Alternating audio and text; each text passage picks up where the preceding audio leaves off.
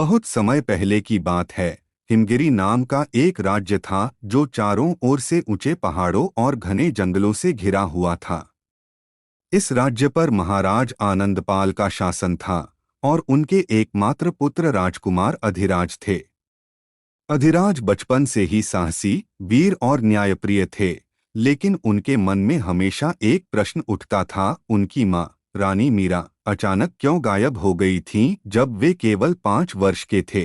महाराज ने कभी इस सवाल का सीधा जवाब नहीं दिया। राज्य में हर किसी को लगता था कि रानी की मृत्यु हो चुकी है, लेकिन अधिराज का दिल इस बात को मानने को तैयार नहीं था। उन्हें हमेशा लगता था कि इस घटना के पीछे कोई गहरा रहस्य छिपा है। एक दिन अधिराज अपने महल के पुराने पुस्तकालय में गए। वहां उन्हें एक पुरानी, धूल से ढकी हुई किताब मिली। उस किताब के पन्ने पलटते समय उनकी नज़र एक पृष्ठ पर पड़ी जिसमें लिखा था, राजकुमार की मां जीवित है, पर वह ऐसी जगह बंद है जहां पहुंचने के लिए केवल सत्य की राह चुननी होगी। यह पढ़ते ही अधिराज की आंखों में चमक आ गई। वह जानते थे कि यह कोई साधारण किताब नहीं है, बल्कि यह उनके जीवन के सबसे बड़े रहस्य की चाबी हो सकती है। अधिराज ने तुरंत महल छोड़ने का निर्णय लिया। उन्होंने अपने घोड़े को तैयार किया और उस दिशा में बढ़े जहां से जंगल का रास्ता शुरू होता था। यह रास्ता घना, अंधकारमय और रहस्यमय था।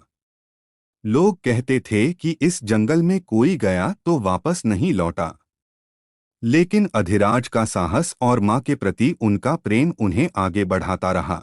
जंगल के अंदर प्रवेश करने पर उन्होंने महसूस किया कि कुछ अदृश्य शक्तियां उन्हें रोकने की कोशिश कर रही थीं। अचानक एक बूढ़ा साधु उनके सामने आ गया। साधु ने कहा, राजकुमार, यह रास्ता आसान नहीं है। यहाँ कदम कदम पर धोखा और छल है। अगर तुम अपनी मां तक पहुंचना चाहते हो तो तुम्हें 3 परीक्षाओं से गुजरना होगा। अधिराज ने बिना झिझके कहा, मैं हर परीक्षा के लिए तैयार हूँ। पहली परीक्षा थी धैर्य की। साधु ने उन्हें एक विशाल गुफा की ओर इशारा किया। गुफा के अंदर अंधेरा था और वहां से रह रहकर डरावनी आवाजें आ रही थीं। साधु ने कहा, इस गुफा में प्रवेश करो, लेकिन ध्यान रहे, तुम्हें इस गुफा में कुछ भी दिखाई या सुनाई दे, तुम अपने मन की शांति नहीं खो सकते। राजकुमार ने गहरी सांस ली और गुफा में प्रवेश किया। अंदर पहुंचते ही उन्हें ऐसा लगा जैसे गुफा की दीवारें उन्हें दबाने लगी हैं। गुफा के भीतर डरावनी छवियां उभरने लगीं, उनके पिता की मृत्यु, राज्य के पतन की भविष्यवाणियां। पर अधिराज ने अपने मन को शांत रखा। उन्हें मालूम था कि ये सब भ्रम हैं। धीरे धीरे गुफा की दीवारें पीछे हटने लगीं और एक रास्ता खुल गया। पहली परीक्षा सफलतापूर्वक पार हो गई थी। अब दूसरी परीक्षा शुरू हुई। इस बार साधु ने उन्हें एक सरोवर के पास ले जाकर कहा, यहाँ पानी की सतह पर तुम्हें अपनी माँ का चेहरा दिखेगा, लेकिन याद रखना, यह केवल माया है।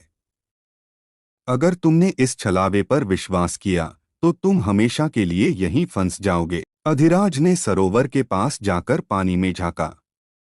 अचानक पानी की सतह पर उनकी माँ का चेहरा उभर आया। उन्होंने प्यार भरी आवाज में कहा, अधिराज, मेरे बेटे, मैं यहाँ फंसी हुई हूँ, मुझे बचाओ। राजकुमार की आंखों में आंसू आ गए, लेकिन फिर उन्होंने अपने मन को कड़ा किया। उन्हें याद आया कि साधु ने इसे माया कहा था। अधिराज ने अपनी मां के चेहरे को नजरअंदाज किया और आगे बढ़ गए। दूसरी परीक्षा भी पूरी हो चुकी थी। अब तीसरी और सबसे कठिन परीक्षा का समय था। साधु ने राजकुमार को एक ऊंची चट्टान की ओर इशारा करते हुए कहा, तुम्हें उस चट्टान के शिखर पर पहुंचना होगा, लेकिन ध्यान रहे, चढ़ाई के दौरान तुम्हारे सबसे बड़े डर तुम्हारे सामने आएंगे।